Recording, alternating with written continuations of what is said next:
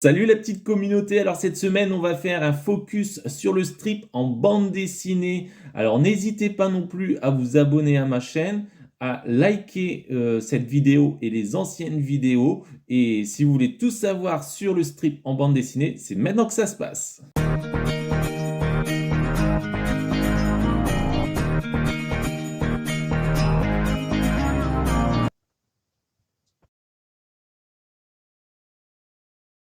Le strip nous vient des États-Unis.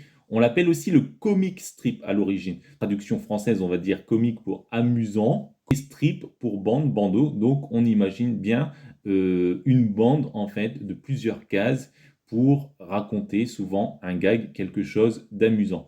Donc il a été mis en place au 19e siècle, on le trouve dans la presse quotidienne américaine où chaque jour on avait des dessinateurs qui allaient réaliser en fait un strip, souvent en noir et blanc à l'époque.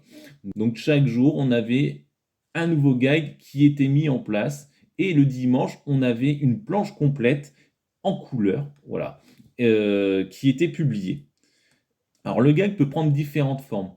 Soit il consistait en fait à créer un feuilleton sur la semaine où chaque jour on venait rajouter un élément au gag de la veille, d'accord, pour qu'au final, à la fin de la semaine, on ait une sorte de petite histoire. C'est ce qu'on appelle le story strip. Ou alors, on a le gag strip tout court, c'est-à-dire une histoire par jour, un gag par jour.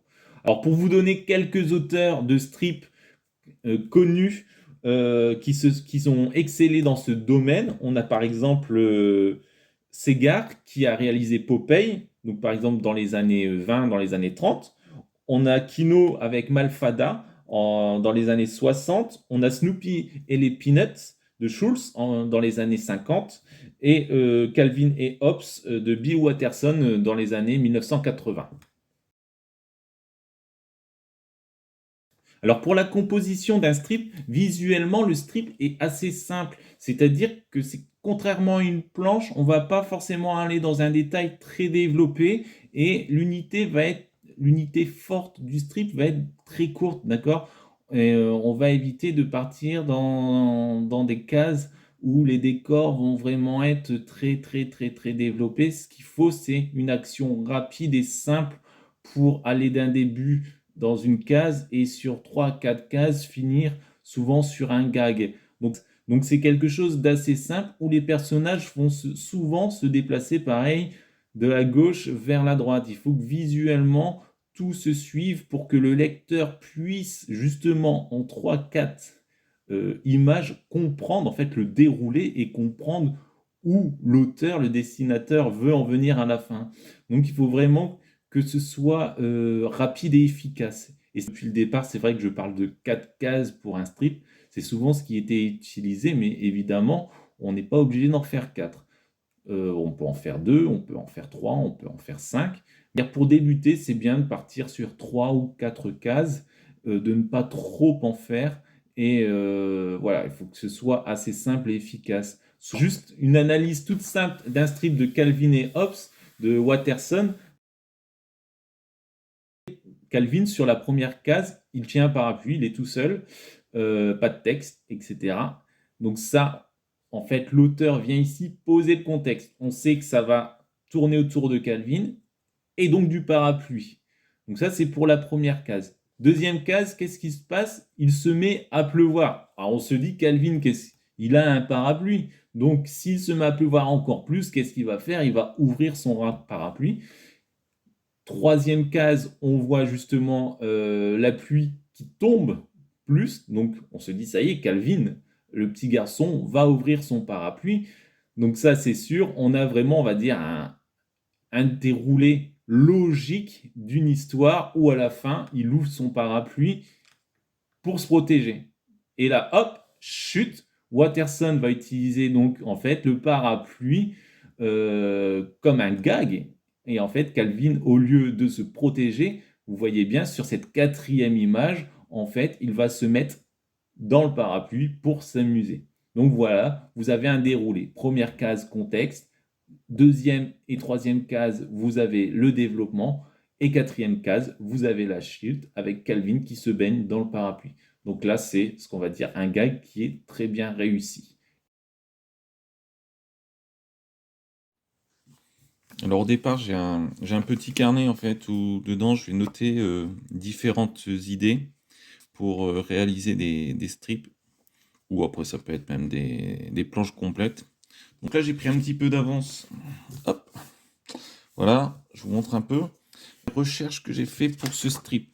Alors évidemment ici on va partir nous sur... alors je prends un stylo rouge, hop. Nous on va partir sur 4 images, comme ça. Alors, le stylo rouge ne fonctionne déjà plus. Voilà.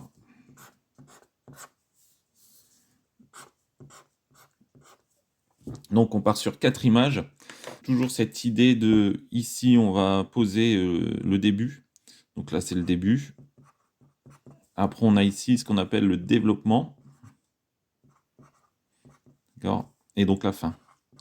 Donc voilà, je vais partir sur 4 cases comme ça pour ce strip et puis pour vous expliquer un peu comment je fais. Alors là vous voyez c'est un petit peu brouillon. J'ai testé des trucs et finalement ça n'allait pas, donc du coup je suis reparti en dessous. Donc en fait si vous voulez, cela ne compte pas. Donc voilà. Vous avez donc les personnages, hein. Donc c'est des personnages que j'ai déjà créés avant, donc dans une petite voilà, dans une petite série que je voudrais mettre en place. Donc du coup je suis parti sur 2 cases ici. Donc là on a le départ. Donc avec, alors vraiment là c'est du storyboard, hein.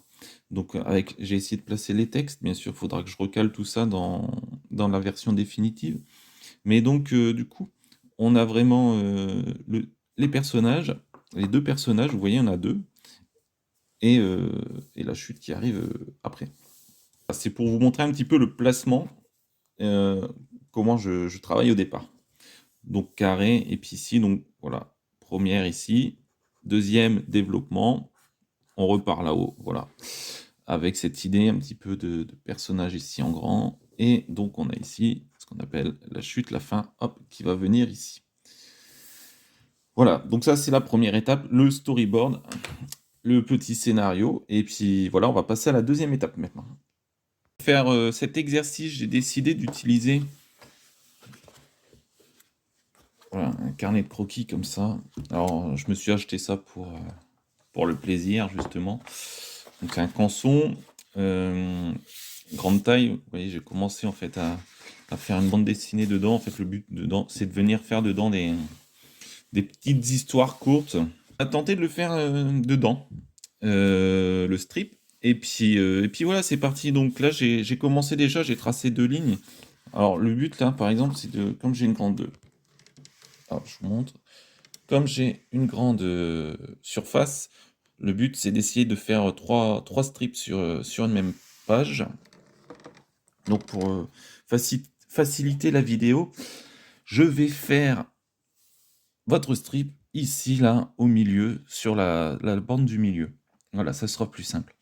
Donc ce qui est important à faire aussi, au départ, c'est de venir prendre quelques notes pour les mesures, en fait.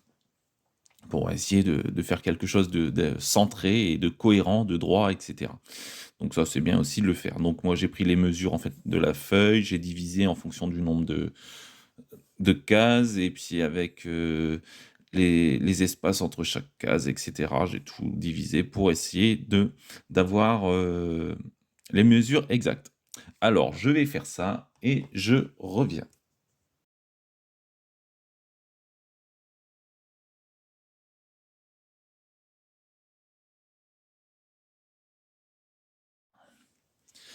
Alors, dans un premier temps, ce qui est intéressant, c'est d'essayer de venir un petit peu placer les différentes formes. Donc, l'objectif, c'est de réussir à faire entrer dans une image le dessin, les 2 personnages, mais également le texte. Donc, on peut commencer par... Alors, je suis assez crayonneur hein, quand même, faut avouer. J'aime bien faire beaucoup de tours pour beaucoup de choses à chaque fois. Voilà. Donc ici, on peut imaginer qu'on aura nos 2 personnages face à face.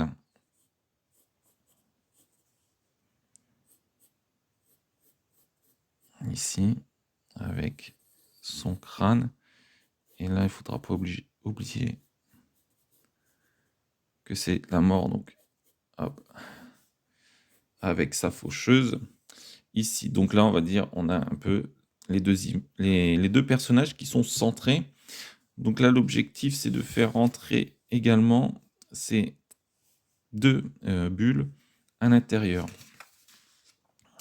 Alors, pour faire ça, je vais retourner. Alors, on va faire ça de manière assez statique. Alors, on pourrait rajouter par la suite à l'ordinateur, mais ici, en fait, on fait vraiment tout à la main. Donc, c'est parti. Donc, il faut faire des lignes. C'est la première chose à faire. Donc, pas trop près, donc je vais laisser 3 mm. 3 mm. Après, à l'intérieur, je pars sur du 4. Je fais comme je fais d'habitude, à peu près. Voilà, 4 mm. Ça sera ma première ligne. Hop. Ici. Entre deux lignes, on laisse du 0,2. Et on repart sur du 4. En deux lignes, avec deux lignes, je devrais en avoir assez. Hop. Voilà. Voilà, j'ai mes deux lignes et dedans, je vais pouvoir venir insérer mon texte. Je vais venir insérer le texte. Qu'est-ce que je peux dire? Oui, alors, c'est vrai que j'aurais pu faire aussi ce qu'on utilise souvent. C'est ce qu'on appelle ça, voilà, un crayon bleu.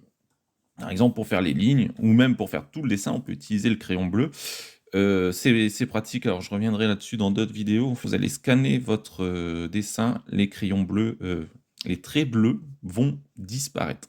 Voilà. Vous n'aurez que le noir, que l'ancrage. Contrairement au crayon gris, voilà, soit vous gommez, soit après vous effacez à partir d'un logiciel. Donc c'est à vous à voir. Donc je vais venir mettre le texte à l'intérieur dans les différentes lignes.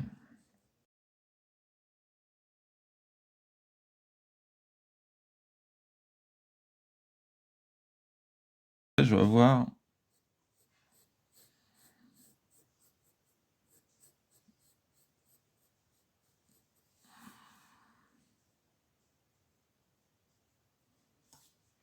tu fais quoi avec ce crâne? Hop. Je suis embêté pour la deuxième.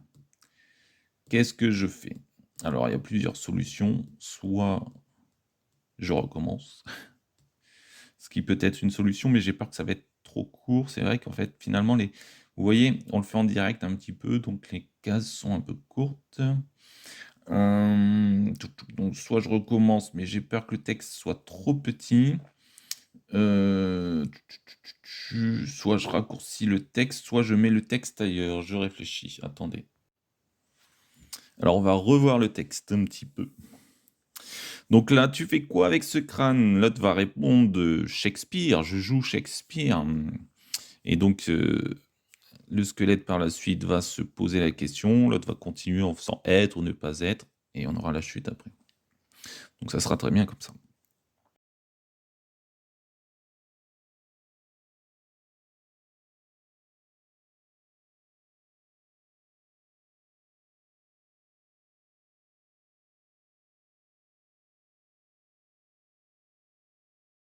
Vous avez compris un peu le principe, je vais passer les étapes, et je place l'intégralité, et je vous reprends après.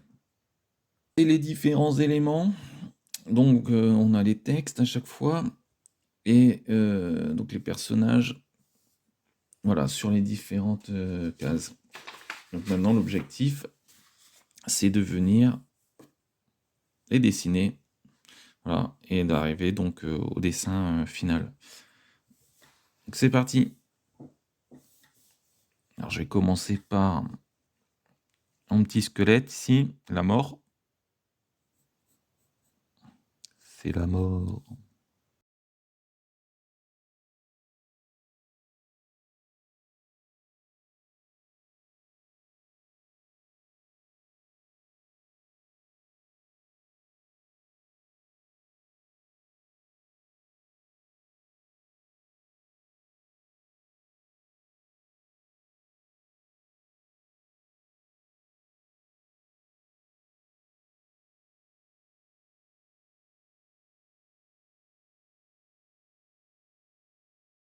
Alors finalement, j'ai un petit peu modifié aussi là. Au départ, je partais sur ça pour la troisième image. Donc en position debout. Donc faire les personnages en entier. Et finalement, je me suis dit que pour la lecture de ce strip, c'était peut-être mieux en fait de garder en fait toujours le même cadrage. Voilà. Comme ça, on part sur le même cadrage. Je trouve que c'est vachement plus dynamique et plus lisible que si j'étais parti en fait sur un autre cadrage à ce moment-là, puis pour revenir en fait finalement au même cadrage. Non, ça aurait pas été cohérent. Donc en fait là, vous voyez, j'ai gardé le même cadrage jusqu'ici et la dernière aussi. Donc là, on aura donc la chute. On va voir la chute ici euh, qui va avoir lieu. Voilà ce que ça peut donner là pour le moment. Et donc, il me reste déjà à faire le crayonné ici de cette quatrième image.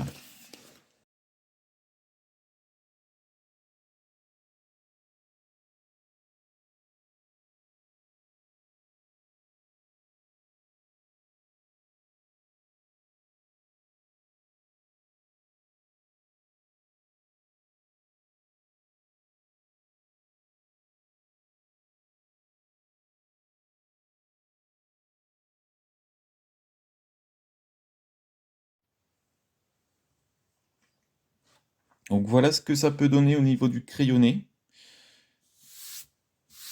Voilà, on va pouvoir passer à l'ancrage. J'utilise une plume à dessiner ainsi que de l'encre de Chine.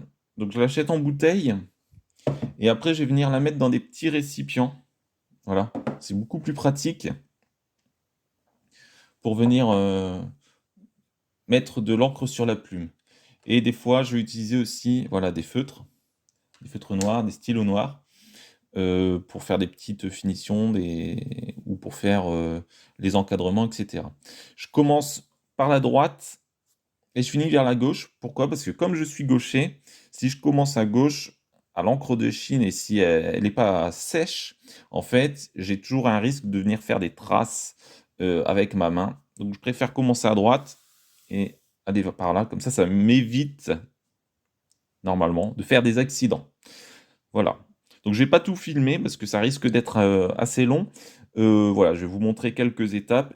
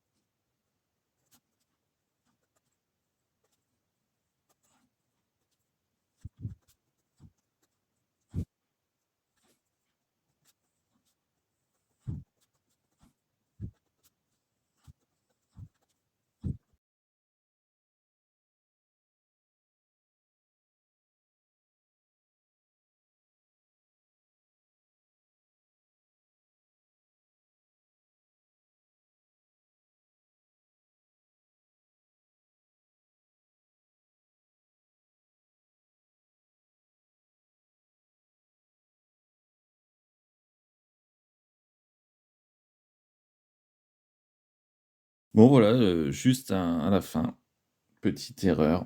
J'ai posé mon doigt. Hop, voilà ce qui s'est passé. Vous voyez. Donc c'est pas grave, je vais essayer de rattraper en mettant du blanc pour essayer de cacher un maximum ça. Donc voilà le genre de choses qui peut arriver malheureusement. Donc on va voir comment on peut faire ça. Quasiment terminé.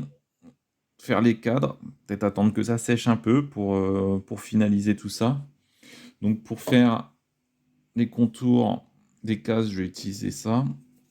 Et une règle. Voilà, je vais attendre que ça sèche, essayer de régler ce petit problème-là, et puis je pense qu'on est quasiment bon. Alors pour effacer ça, maintenant que c'est sec, j'ai fait les cadres, donc je vais vous le montrer un peu. Voilà, on va dire que c'est les inconvénients. Donc j'aurais fait sur ordinateur, j'aurais pas eu ce souci là, c'est sûr. Donc une gomme électrique pour venir gommer un peu ici. Après je vais avoir deux solutions parce que j'ai que ça. Donc c'est du blanco, comme ça, ou du marqueur. Donc je vais voir ce qui fonctionne le mieux. On va voir ça.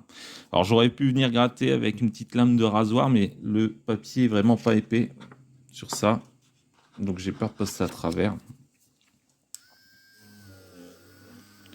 Donc on y va. Le but c'est de le voir le moins possible. J'enlève quand même les traits de gomme ici. Ça n'enlève pas les taches évidemment, mais bon. Il faut être délicat parce que... Voilà. Tralala. Voilà ce qui peut arriver. Je vous l'avais dit. Alors je sais pas si j'essaye avec ce marqueur, mais sinon je mettrai du blanc. Ça fait des taches. Le mieux c'est le blanco. On aurait de la gouache ou bien on pourrait quelque chose qui recouvre.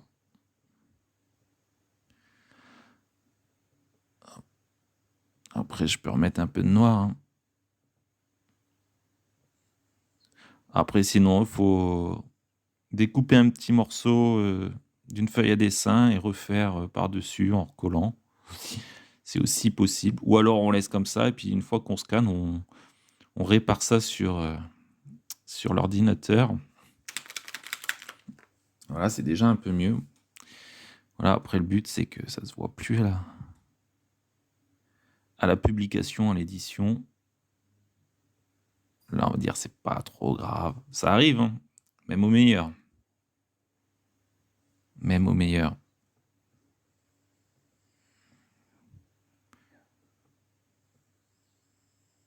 On va peut-être le faire en plusieurs fois, on va voir. Je vais laisser sécher et on verra après. Voilà, donc quasiment terminé. Il y a encore des traces de gomme à enlever par-ci par-là. Et puis j'ai rajouté quand même un titre, Mort sur scène. Voilà, on voit une petite erreur ici. Bon, c'est pas grave, au moins ça vous montre un peu les aléas qu'on peut aussi avoir quand on réalise une bande dessinée ou un strip. Voilà, on est arrivé à la fin de cette vidéo. J'espère qu'elle vous a donné l'envie de réaliser des strips. Alors n'hésitez pas, si vous avez des questions, à me laisser des commentaires. Je serai ravi de vous répondre. Vous pouvez aussi liker la vidéo et venir vous abonner à ma chaîne. Et puis je vous dis à bientôt pour de nouvelles vidéos. Allez, salut!